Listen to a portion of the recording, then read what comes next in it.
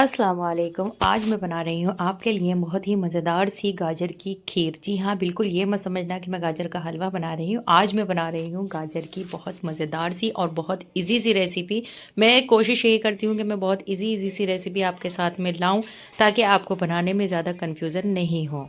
2 kilo गाजर मैंने घिस के अच्छे से वॉश कर ली हैं और इनका जितना भी पानी था वो सब निकाल दिया है। ये लाजमी आपको ज़रूर करना है जब भी आप गाजर का हलवा बनाएं या गाजर की खीर बनाएं। उसके बाद मैंने इसमें शामिल की है 200 ग्राम चीनी और थोड़ा सा मैंने इसमें देसी घी डाला है, तकरीबन 50 से 100 ग्राम। अगर आपके पास है तो आप ऐड कर सकते हैं, बहुत अच्छी बात है, और अगर नहीं है तो आप रिफाइंड ऑयल का भी यूज़ कर सकते हैं।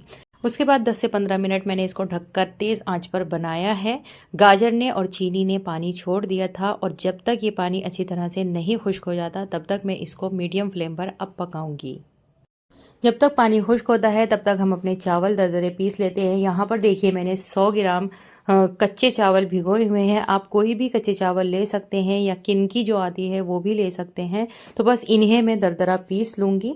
यहाँ मैंने इनको दरदरा सा पीस लिया है और देखिए पानी भी मेरा अच्छी तरह से खुश्क हो चुका है। गाजर का और चीनी का जितना भी पानी है तमाम खुश्क हो चुका है। अब हम इसमें शामिल कर रहे हैं दूध, तकरीबन 3 से 4 लीटर यहाँ पर मेरे पास दूध है जो मैं इसमें शामिल कर रही हूँ। साथ ही मैं इसमें पिसे हुए जो चावल हैं वो भी शामिल कर रही हूँ। पानी की क्वांटिटी इसमें बहुत कम ऐड करनी है।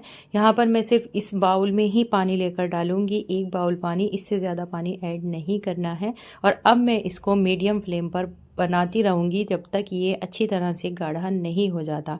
साथ ही यहाँ पर 2 इलायचियाँ मैं इसमें शामिल कर रही हूँ। अगर आपके पास इलायची पाउडर है तो ज़्यादा बेहतर है, मेरे पास नहीं था तो मैंने इलायची ही डाल दी हैं।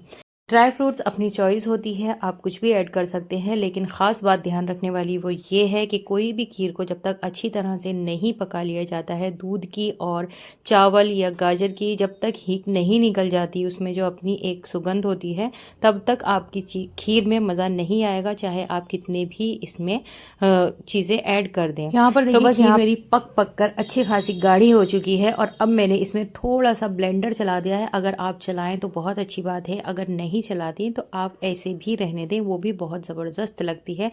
साथ ही मैंने काजू, गोला और बादाम को काट कर ऐड कर दिया है और आप चाहे तो अपनी मर्ज़ी से ड्राई फ्रूट्स कम ज़्यादा कुछ भी डाल सकते हैं। मुझे बहुत लाइट ड्राई फ्रूट्स पसंद हैं और मैं इतने ही डालती हूँ क्योंकि चीज़ का अपना भी मज़ा होता है, गाजर और दूध का। तो देखिए यहाँ पर काफ़ी गाढ़ी मेरी खीर हो चुकी है और बहुत ही ज़बरदस्ती मेरी खीर बनकर तैयार हुई है, यकीन मानिए। लेकिन इनको पकाना बहुत ज़रूरी है। आप जितना लो फ्लेम पर इनको अच्छी तरह से कढ़ाएंगे ना, जैसे कढ़ी बनाते हैं और उसको काटते हैं, इसी तरह से आप खीर भी किसी भी तरह की बनाएं और उनको जितना गाड़ेंगे ना इतना ही उनमें टेस्ट बेहतरीन होएगा। तो यहाँ पर मैंने एक बाउल में खीर निकाली है और देखिए मैं इसको कर रही हूँ डेकोरेट, आपको दिखाती हूँ। माशाल्लाह बहुत ही ज़बरदस्ती मेरी ये खीर बनी है। गरम अपनी चॉइस के अकॉर्डिंग ले सकते हैं और अगर आप इसे और ज़्यादा बेहतर डेकोरेट करना चाहते हैं तो आप इसमें सिल्वर पेपर जो आता है वो भी लगा सकते हैं। मेरे पास जो था मैंने आपको गार्निश करके दिखा दिया है। अगर वीडियो पसंद आए तो प्लीज़ लाइक ज़रूर करें।